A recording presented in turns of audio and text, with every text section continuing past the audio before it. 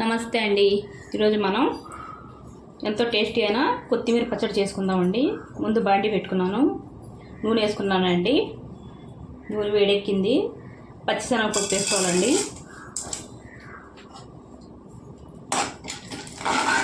కొద్దిగా వేసుకోవాలండి.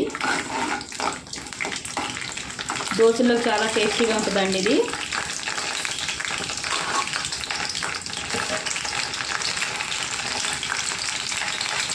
పన్నెండు పచ్చిమిర్చి అండి, ముక్కలు చేసి వేసుకున్నానండి.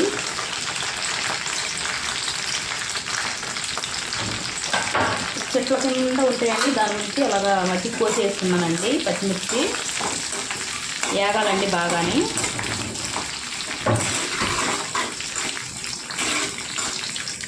దోశలో చాలా టేస్టీగా ఉంటుందండి. చట్నీ అన్నంలోకైనా చాలా టేస్టీగా ఉంటుందండి. బాగా వేగిన తర్వాత చూద్దామండి. చూడండి, పచ్చిమిరపకాయలు వేగినాయండి. ఇప్పుడు ఒక స్పూను జీలకర్ర వేసుకోవాలండి. కొద్దిగా వేగనివ్వాలండి జీలకర్ర. చాలా సింపుల్గానండి, ఏం వేయకుండా సింపుల్ పద్ధతిలో చెప్తున్నాను మీకు. మీరు ఒకసారి ట్రై చేయండి, చాలా టేస్టీగా ఉంటుంది పచ్చడి. రోట్లో చేసుకుంటే ఇంకా చాలా టేస్టీగా ఉంటుందండి ఇది పచ్చడి. తీసేసుకుందామండి జార్లోకి తీసేసుకున్నానండి. ఇప్పుడు ఒక టమాటా వేసుకోవాలండి.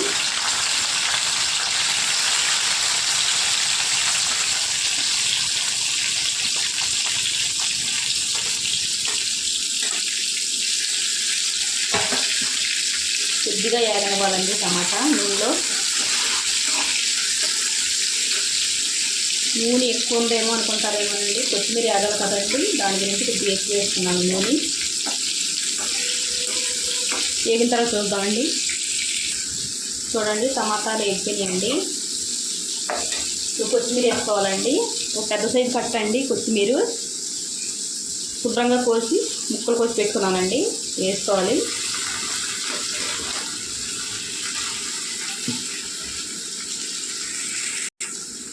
కొద్దిగా వేసుకోవాలండి నూనెలో. కొత్తిమీర కొద్దిగా మెత్తపడే వరకు అండి, ఎక్కువ వేసుకోకూడదు.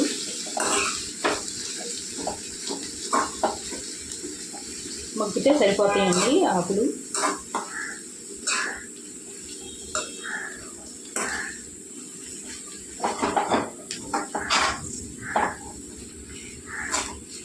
కొత్తిమీర తింటే చాలా మంచిదంటండి, దాని గురించి ఎక్కువ వాడతాను నేను కొత్తిమీర పచ్చడి.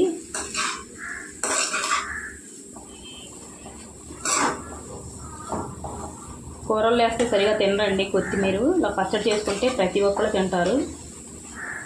ఇందులో కరివేపాకు ఉంటే వేసుకొచ్చండి, లేకపోతే నా దగ్గర లేదు కూడా. చూడండి, అంతేనండి, ఇంత మెత్తపడితే సరిపోద్దండి. ఇంకా ఎక్కువ వేగినా బాగుండదండి. అంతేనండి, స్టవ్ కట్టేసుకోవాలి. ఇది చల్లారిన తర్వాత చూద్దామండి. కొత్తిమీర చల్లారిందండి, జార్లోకి వేసేసుకుందాం.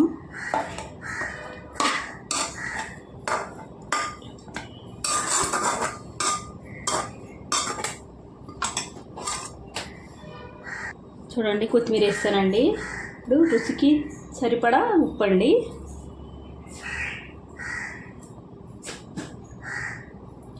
ఎనిమిది ఎల్లుల్లిపాయలు రేకలండి. చింతపండు నానబెట్టి వేసుకుంటున్నానండి, తగినంత అండి. అంటే చిన్న నిమ్మకాయ సైజు అంత అండి, అంతేనండి. మిక్సీ వేసుకొని చూద్దామండి. చూడండి, మిక్సీ పట్టుకున్నానండి. చూడండి, ఇలా మెత్తగా వేసుకోవాలండి, చాలా టేస్టీగా ఉంటుంది. ఈ దోశలో అయితే చాలా టేస్టీగా ఉంటుందండి. ఒకసారి మీరు ట్రై చేయండి. నచ్చితే లైక్, షేర్, సబ్స్క్రైబ్ చేసుకోండి.